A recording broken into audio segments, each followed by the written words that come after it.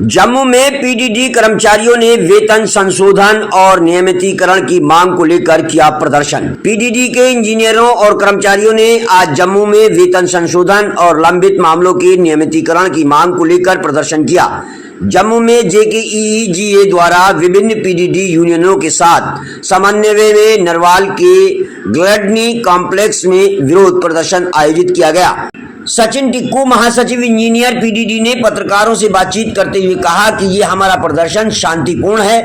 अगर हमारी बात नहीं मानी गई तो प्रदर्शन उग्र रूप ले लेगा, जिसकी जिम्मेदार सरकार होगी, न कि हम। जम्मू से ब्यूरो चीफ ऋषि कुमार की रिपोर्ट। हमारे इंजीनियर्स वहां पे आज एक दिन के लिए हम प्रोटेस्ट कर रहे हैं कि आप लोग हमारी तरफ जो सोतेला व्यवहार बंद कीजिए। बिजली इंजीनियर्स एम्प्लॉइज एक मुट्ठी की तरह लोहा लेने के लिए तैयार खड़े हैं। ये एक दिन का प्रदर्शन जो है, ये सिर्फ मात्र अंगड़ाई नहीं, एक सुनामी लाने का मात्रा रखती है। ये सब लोग आप जानते हैं।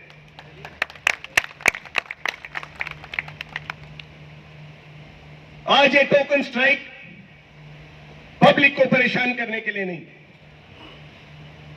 जो इस यूनियन टेरिटरी को इस टाइम चला रहे हैं। मैं इलेक्टेड गवर्नमेंट से एक्सपेक्ट करता था कि वो इतना स्टेप बदली ट्रीटमेंट नहीं करेगी, लेकिन 800 से ज्यादा इंजीनियरिंग वैकेंसीज खाली पड़ी हुई हैं। 4000 से ज्यादा टेक्निकल कैडर्स के पोजीशंस खाली पड़ी हुई हैं। 10,000 से डेली वेजेस से ज्यादा थे, उनको आज तक रेगुलर करने के सारे लॉलीपॉप दिए गए, वो आज तक रेगुलर नहीं हुआ और सड़कों पे डंडे खा रहे हैं। ये नोटिस निकालते हैं कि आप लीव नहीं ले सकते, आप फला नहीं कर सकते। जब आपने बॉर्डर पे सभी डिपार्टमेंट आप हमारी कमिटमेंट का बार बार जो है मजाक बना रहे हैं। क्या कसूर है मेरे रिटायर्ड इंजीनियर्स का? किसी ने मॉरल रिस्पॉन्सिबिलिटी लेते हुए रिजाइन किया?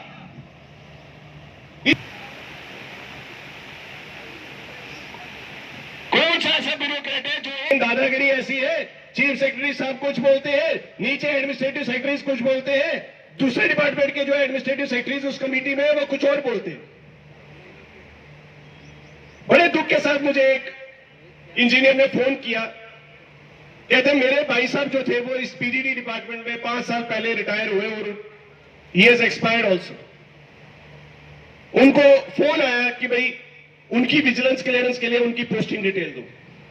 अब क्या एक्सपेक्ट करती है सरकार? सीएसआर का कोई रूल नहीं कहता कि आप जो है विद इन 1 ईयर ऑफ जब रिटायर हो जाता है उसके बाद आप कोई नया केस तो खोल नहीं सकते उनका। लेकिन इस डिपार्टमेंट में एक मरे हुए आदमी को भी कब्र से निकाल के और शमशान से उठा के बोलेंगे पहले विजिलेंस क्लियरेंस के लिए यहां एप्लीकेशन दो। मुझे सीआईडी वाले रोज फोन करते हैं सुबह से शाम तक। में सिट इन प्रोटेस्ट कर रहे हैं, अभी भी ऐसे हालात नहीं बनाए हैं कि बिजली बंद हो करता है, लेकिन हमें मजबूर किया जा रहा है। पहले इन्होंने प्राइवेटाइजेशन को लेकर स्टेप्स लिए, उनको रेजिस्टेंस फेस की। अब इन्होंने हमारे एचआर इश्यूज को पुश डाउन करते हुए, पीछे करते हुए कोशिश कर रहे हैं जान के कि पीडीडी डिपार्टमेंट का जो ये कैडर है, ये डाइंग कैडर तो ऑलरेडी बन गया हुआ है, अब फर्दर इसको कल्मिनेट ही कर दें। ये एक ह्यूमन राइट्स इशू है, एक ह्यूमिलेशन है चीफ इंजीनियर को, जो आज भी जब उसका एजीज ऑफिस से पेंशन पेपर बन के आता है उसमें जेई या ए लिखा हुआ आता है। अगर सीनियर इंजीनियर यहां बैठे हैं, अगर मैं झूठ बोल रहा हूं तो वो बोले। I have seen the service PPOs that have come from the AG's office. They never recognize that you are an in-charge chief engineer or you have done the position of the managing director also. मैं अपने भी लोगों से बोलना चाहता हूं जो आज अपने दफ्तरों में बैठे हैं, जो कुछ ही दिनों में रिटायर होने वाले हैं। Their conscience is also doubtful. I mean, call by the name. Why is KK Thakur Sahab missing in the hall?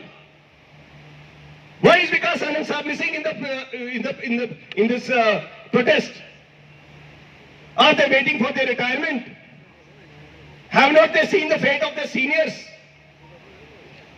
Am I expected to sign the leave on their behalf? मैं ऐसी 10 नौकरियां भी छोड़ने के लिए तैयार हूं, लेकिन आप में दम होना चाहिए लड़ने के लिए।